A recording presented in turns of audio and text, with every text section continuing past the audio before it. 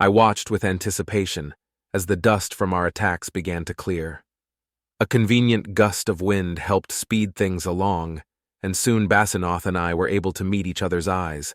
Spears of bone and blood impaled the ground around us. We simultaneously slouched as we realized that we had once again remained unscathed by each other's attacks. "Bah," Basanoth said, waving a hand dismissively. "I'm willing to call it a draw if you are. We can drain each other's magic and come no closer to a final decision." "You are most likely correct," I admitted. "Fine, a draw it is. Again. I suppose we'll both take part in the hearing." "Thank the High Ones!" a shrill voice shouted from beneath a toppled tree. "A little help, please!" Basanoth and I shared a look of exasperation. The both of us had warned the King of Bone Fairies against spectating our battle. I walked over to the tree and lifted it, allowing Hull to escape its crushing embrace. It wasted no time taking to the air and hovered a few inches from my face. "Why must your battles be so destructive?" Hull demanded, gesturing to the new clearing that had formed within the forest. "Can't you play stone, leather, dagger instead?" "Even if we did, we would always select the same option," I explained. "Consider this a demonstration of our frustration, venting, as it were. Surely there are less destructive ways to vent the frustrations built up from your impotent rivalry. Perhaps I'll obtain a coin from a mortal, and you can use that instead." "We have tried games of chance, Hull," Basanoth said. "Dice will land cocked, and coins will land upon their sides. The High Ones have decided that we are to be equally matched, and they seem to take some sadistic satisfaction in forcing the impossible to happen and making certain we remain that way." "The forest will heal, Hull, and I've heard enough chatter," I interrupted. "Let us be off, Basanoth. I detest tardiness and wish to set an example for our peers." "Right, let's go. I wish to see the mortals that made an archfey," Hull grinned. "No, you lost your fight against Ylf," Basanoth pointed out. "You do not have the right to attend the hearing." "I'm not going to attend. I'm just going to watch. I heard that one of the mortals is strange. Neither elf, nor orc, nor dwarf, nor, any of the other races. It's got flat ears. As if we want to listen to you prattle on for the entire journey. Travel separately, if you must watch the hearing." "I don't want to travel alone. Come on, I'll be quiet. Please." "Be quiet?" I asked, my jawbone contorting to form a grin. Is such a feat even possible for a tooth fairy? "How dare you?" Hull demanded, puffing up in anger. "I expect such slurs from blood fae, even other fairies, but you? I'll have you know that I collect much more than just teeth. Finger bones, feet bones, even the little bones in ears." "Oh?" My grin widened. "And exactly how many of these bones do you currently have in your collection?" Hull's eyes narrowed at me, and Basanoth began to laugh. "It is common knowledge that the King of Bone Fairies prefers bargaining to violence, and teeth are the only bones that mortals are somewhat willing to part with, especially the temporary teeth of the young." I began to walk, and Hull hurried after me indignantly, muttering obscenities under its breath. Basanoth and I made our way toward the Tree of Life as Hull began ranting about the unfairness of my question. Whenever the raving began to die down, one of us would laugh, and it would cause it to begin anew. The distance was vast, though, and eventually Hull forgot about my insult. "So, why are the two of you evenly matched to begin with?" Hull asked. "It seems like a fairly arbitrary thing for the High Ones to desire, let alone enforce." "It is because I am the embodiment of life, and Horth is the embodiment of death," Basanoth explained. "We are destined to rage against each other, yet neither can claim victory over the other, not while we actually exist, at any rate. That doesn't make sense. If a living being became immortal, they'd be immune to death, right? So life would continue to exist, wouldn't it?" "Wrong," I answered with a chattering chuckle. "There is no such thing as true immortality among the living. Even if there were, the very act of becoming immortal wrenches them from the chains of life, and one cannot call such a being living. Even if that weren't the case, death would still have the last laugh at their expense. The very world upon which we tread will one day die, and where will they be then? They will be left desperately praying for death to whomever will listen," Basanoth said. Mortals are such fleeting things, and their longing for immortality only serves to prove this. If they were allowed to mature for a few thousand years, they would realize the folly of such desires. Do you think we'll want to die one day? Because of this conversation, I already do. I clicked my teeth in laughter. Oh, come on. Seriously, though, we're immortal, aren't we? No, we aren't, I answered. We are able to perish. While it's true that the cycle of fairness allows us to retake physical form, if that happens, we lose who we are in the process.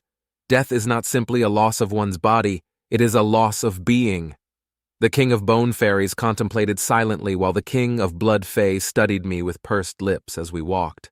I met their gaze and tilted my skull in a silent query. Are you going to get dressed? Basanoth asked. You look like a naked lich. I looked down and realized I had not yet applied flesh to my form. With a sigh, I began the process of covering my wonderful skeleton with mediocre and completely cosmetic meat. Nearly all beings find my true physical appearance threatening or otherwise disturbing. Long ago, a mortal pointed out to me that this must make me lonely. I wholeheartedly agreed and replied that was the point. I prefer solitude. Once the bloodless tissue had bonded and tightened to my precious bones, I looked back at Basanoth. Is this adequate? I asked. Going for the androgynous look? Basanoth replied, pointing at my chest. I looked down again and noticed that it looked as if I had a singular feminine breast. I sighed again, summoning a small bone spear and stabbing the inflated skin. It hissed as the air left it and reformed in a more masculine manner.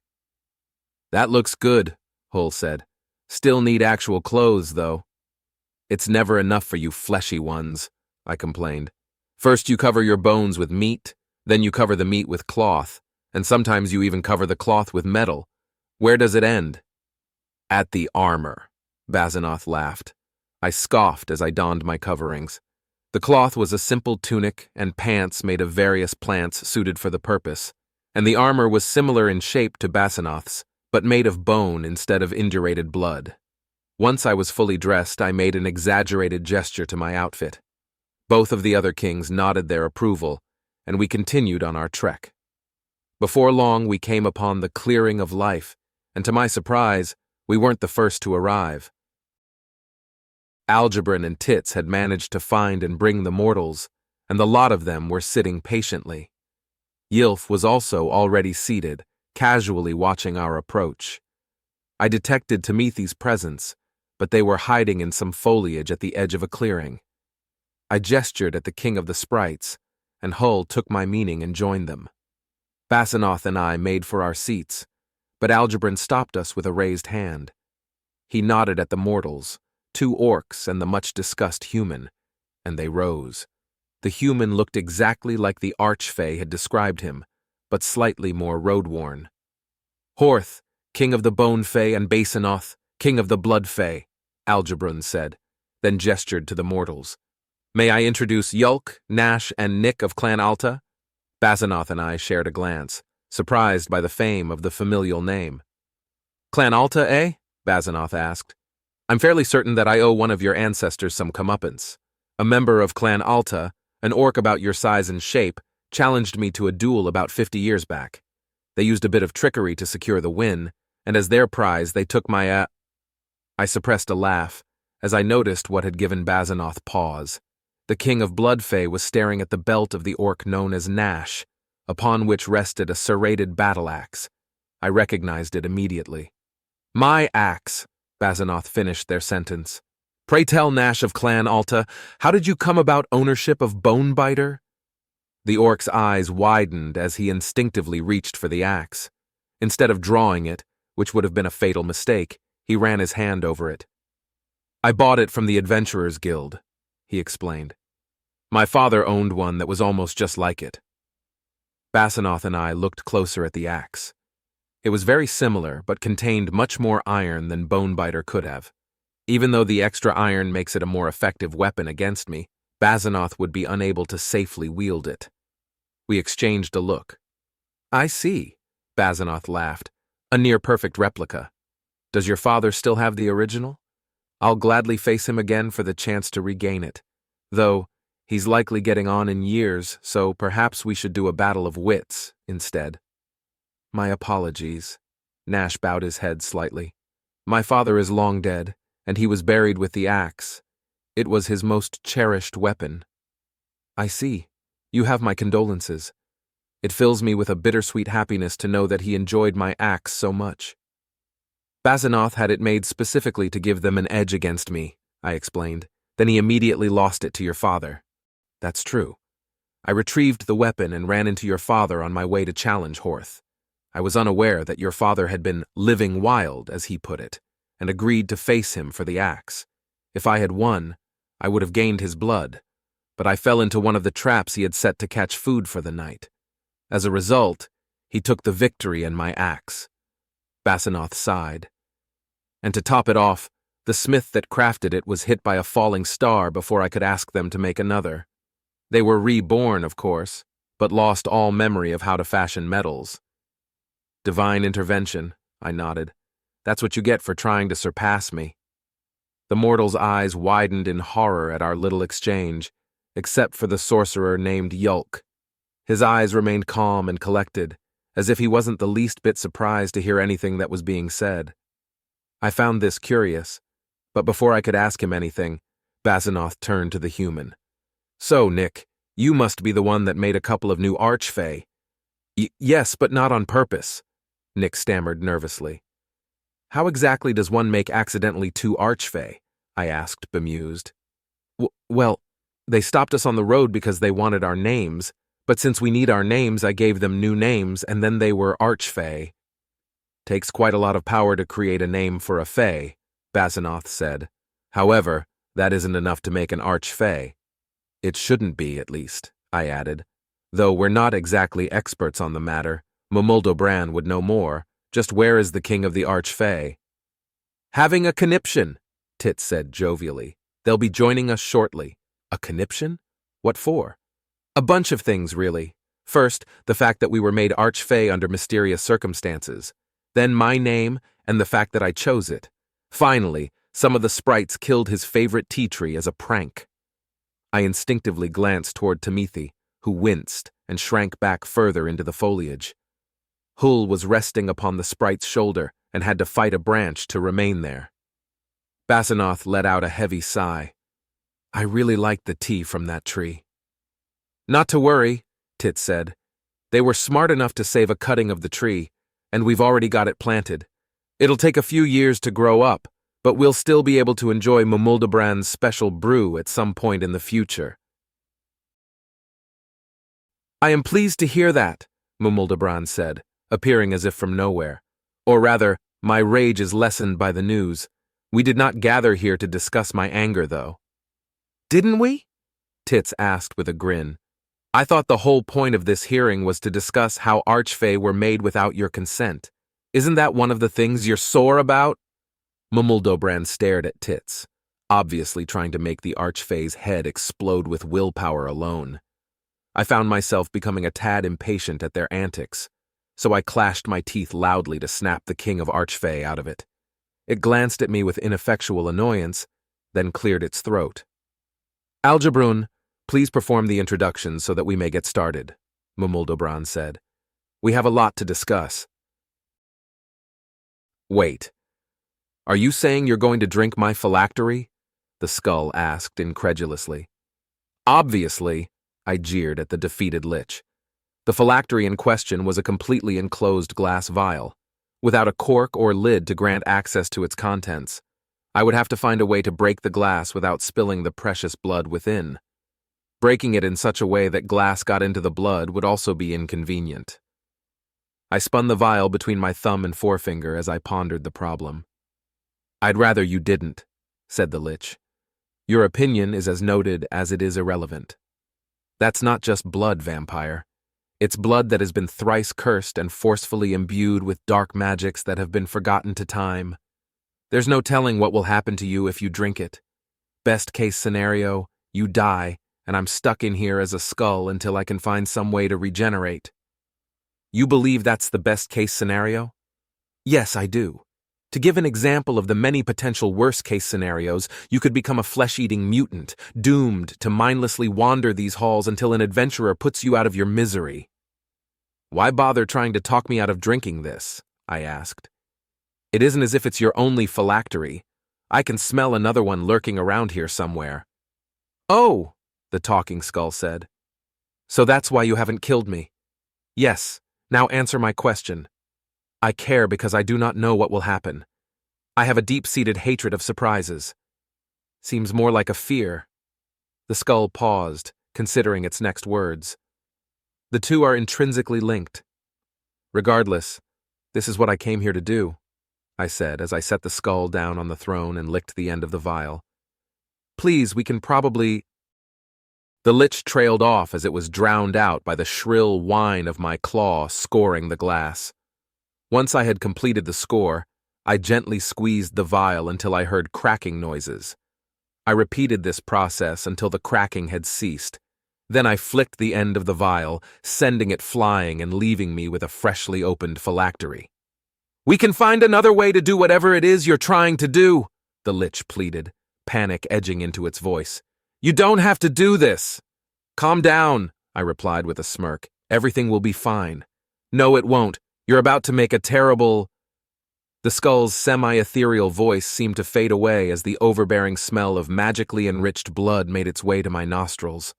The coppery smell that I was more familiar with had always been infatuating to a degree, but this was far more than that. It felt as if it were demanding that I drink it. My fangs involuntarily grew, forcing my mouth open.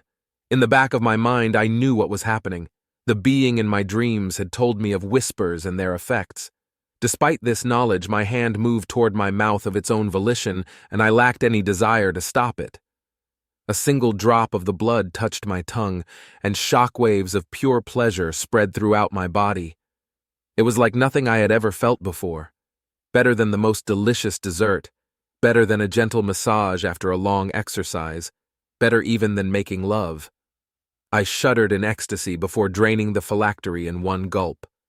For the briefest of moments, I had found bliss. Every ache and pain was gone, replaced by a kind and loving warmth that embraced every last corner of my body.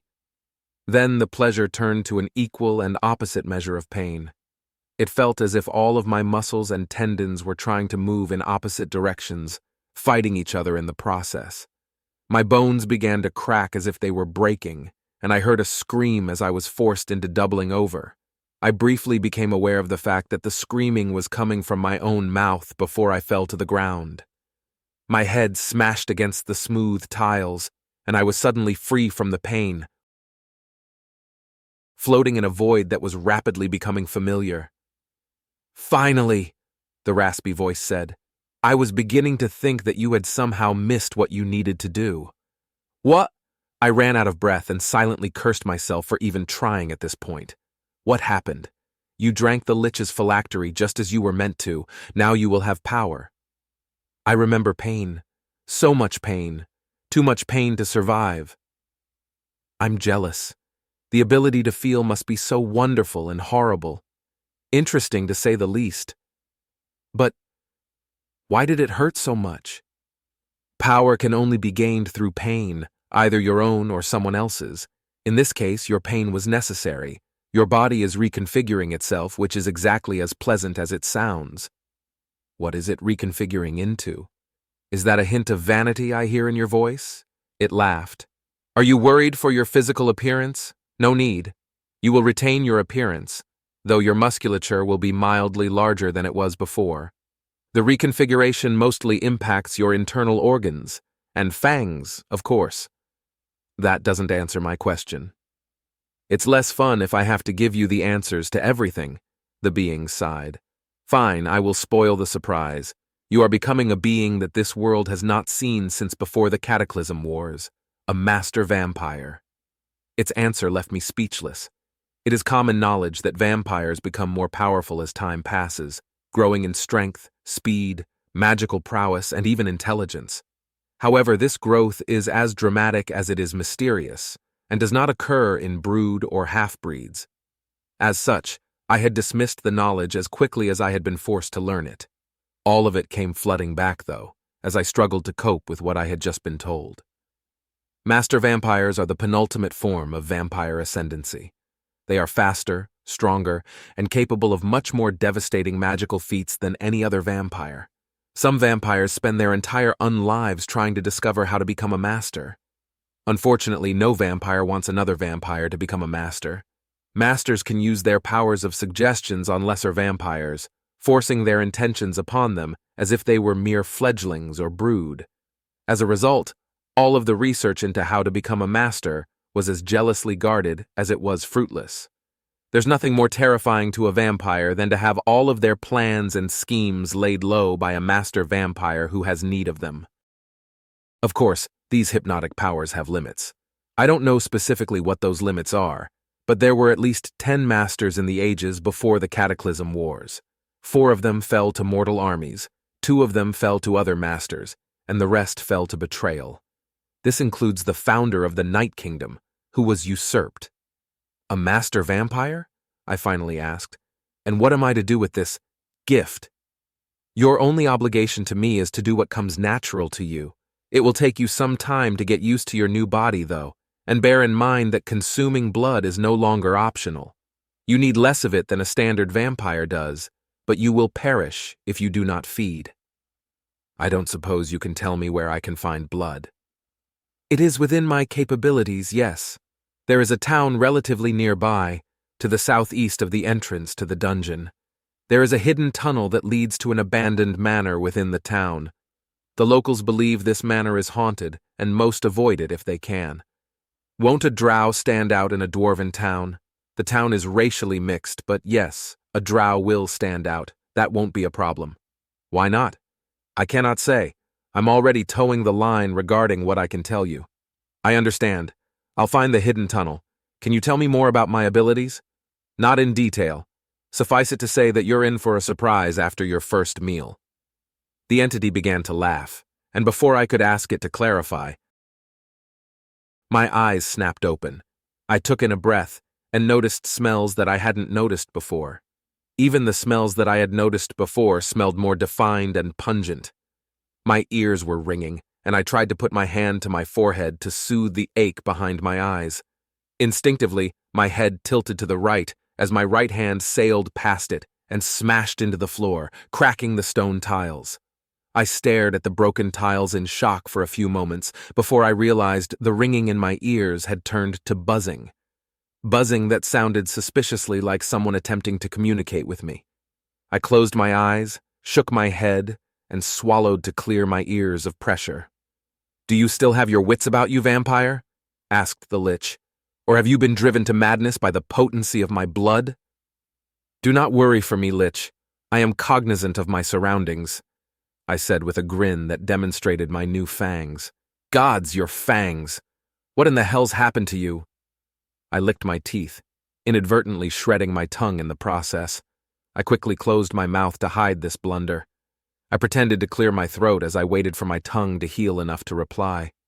For centuries, perhaps millennia, vampires have been wishing to do what I've just done. Yet for all their studies and efforts, a half-breed has accomplished it first, I said with a laugh. I have ascended. Ascended? What do you— The Lich trailed off for a moment. Oh, I see. You're a master vampire now. Correct. And now I must seek a source of nutrition. Where is the secret tunnel to the city nearby? I'm not helping you until you kill me. I stared into the eyeless skull and felt it staring back at me. We continued this contest of gazes in silence for a few moments before I sighed and shrugged. So be it, I'll find it myself, I said, rising from the ground to study the walls.